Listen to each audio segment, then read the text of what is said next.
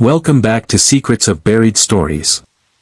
Some historical events refuse to yield their truth, remaining stubbornly shrouded in mystery, whispered about for centuries. The disappearance of the Roanoke Colony is one such tale, perhaps America's oldest unsolved mystery, a colonial ghost story where over 100 souls simply vanished, leaving behind a single, chilling clue. Tonight, we attempt to unearth the possible fates of the lost colonists. The story begins in the late 16th century, an era of English exploration and attempted settlement in the New World.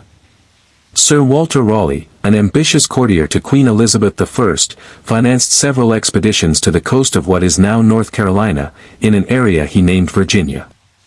The early attempts were challenging, marked by difficult relations with the native populations, supply shortages, and the sheer harshness of the environment.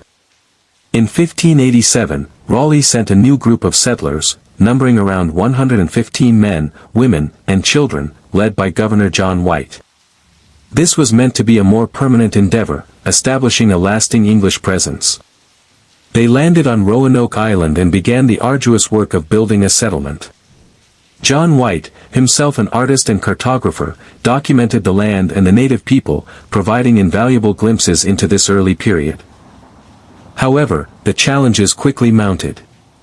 Supplies ran low, and tensions with some local tribes escalated. Facing mounting difficulties and needing essential provisions, Governor White made the momentous decision to return to England to plead their case and gather more support and supplies. He left his colony on Roanoke Island in August 1587, promising to return as soon as possible. Among those he left behind were his daughter, Eleanor Dare, and his granddaughter, Virginia Dare, the first English child born in the New World. White's return to England was anything but swift. England was on the brink of war with Spain. The Spanish Armada threatened invasion, and all available ships were pressed into service for defense. It wasn't until 1590, 3 long years after he had departed, that John White was finally able to secure passage on a privateering expedition bound for the Caribbean, which agreed to stop by Roanoke Island on its way. Imagine White's emotions as the ships finally approached the familiar coastline. Hope mixed with apprehension. As they neared the settlement area on Roanoke Island, they saw smoke in the distance, a promising sign. They blew trumpets and fired guns, hoping to signal their arrival. There was no response. Upon landing, they found the settlement deserted. The houses had been dismantled, suggesting a planned, rather than forced, departure. There were no signs of struggle, no graves, no skeletons to indicate massacre or disease. It was as if the entire colony had simply evaporated. The only significant clue left behind was found carved into a palisade post surrounding the settlement area. The word, Croton. On a nearby tree, the letters CRO were found carved.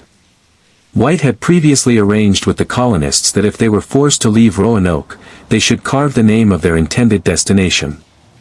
If they were in distress when they left, they were to carve a Maltese cross above the name. There was no cross. The word Croton was the name of a nearby island, home to a friendly native tribe, and the name of the tribe itself. White took this as a sign that the colonists had moved to Croton Island, now known as Hatteras Island, intending to eventually retrieve them. However, rough weather and pressing expedition goals prevented White from sailing to Croton Island to search further. He was forced to return to England without finding his family or the colonists. Despite his desperate efforts, he was never able to secure funding or ships for another rescue attempt. John White died without ever knowing the fate of the lost colony, his daughter, or his granddaughter. And so, the mystery began. What happened to those 115 souls? The most prominent theory, and the one White initially believed, is that they assimilated with the friendly Croton tribe. Evidence supporting this includes the carved word, the lack of a distress signal, and later accounts from English settlers in the early 17th century hearing tales of European-looking individuals living among various tribes in the Carolina area, speaking English and practicing some Christian customs. Archaeological digs on Hatteras Island have found artifacts that suggest European presence from that era among native settlements. Another theory suggests they attempted to sail back to England on their own and were lost at sea. Or perhaps they were massacred by a hostile tribe, though the lack of remains at the settlement site makes this less likely for the whole group. Disease or starvation could have ravaged the colony, but again, where were the bodies? More intriguing theories delve into the possibility of internal strife, mutiny, or even a conspiracy by Raleigh himself, though evidence for these is thin. Some speculate about environmental changes making the island uninhabitable, forcing a move.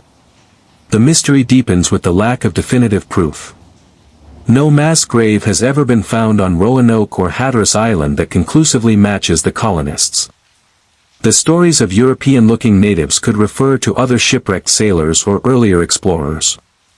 The truth, it seems, remains buried beneath layers of time, speculation, and the changing sands of the Outer Banks.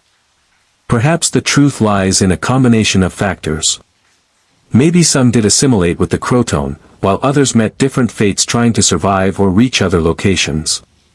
The simple answer suggested by the carving might be the correct one, but the circumstances of why they left so suddenly and what happened after remain frustratingly unclear. The story of the Roanoke Colony is a stark reminder of the challenges of early settlement and the vast, untamed nature of the New World. But more than that, it is a chilling tale of a community that stepped out of the historical record, their fate unknown, leaving behind only a single word to fuel centuries of speculation. The island itself seems to hold its breath, guarding its buried secret. And the question remains, what happened to the lost colony of Roanoke?